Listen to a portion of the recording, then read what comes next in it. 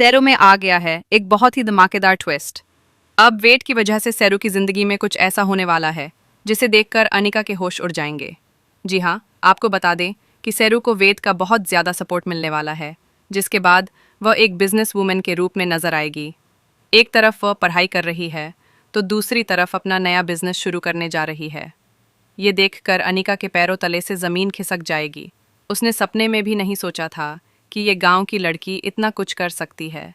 अनिका बहुत परेशान और दुखी होगी, लेकिन दूसरी तरफ सैरू अपनी जिंदगी में आगे बढ़ रही है और ऊंचाइयों को छू रही है। वह अपनी माँ को भी शहर में अपने साथ लाने वाली है। जब वह अपनी माँ को शहर लेकर आएगी तो उनकी मुलाकात अनिका के पापा चंद्रकांत से होगी।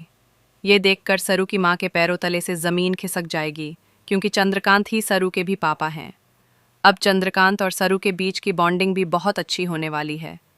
वैसे भी दादी पहले से ही सरू को बहुत पसंद करती हैं। जल्द ही सरू की माँ को पता चलेगा कि चंद्रकांत ने दूसरी शादी कर ली है और उनकी एक बेटी भी है। ये जानकर वे बहुत परेशान होंगी, लेकिन उन्होंने अपनी ज़िंदगी हमेशा अकेले ही गुजारी है, इसलिए वो इस सब को सहन कर लेंगी।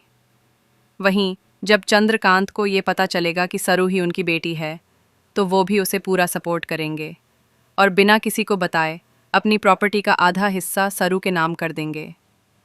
जब ये सच घरवालों के सामने आएगा तो सब हैरान रह जाएंगे। अनिका को जब पता चलेगा कि उसके बाबा ने आधी प्रॉपर्टी गांव की इस लड़की के नाम कर दी है, तो वह बहुत गुस्से में आ जाएगी। फिर चंद्रकांत खुद सबको बताएंगे कि सारू उनकी बेटी है।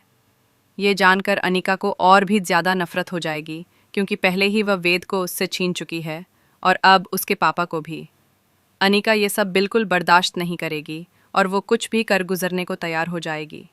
अब देखना ये होगा कि वो सरू के लिए क्या मुश्किलें खड़ी करती हैं और सरू उसे किस तरह मुंहतोड़ जवाब देती है।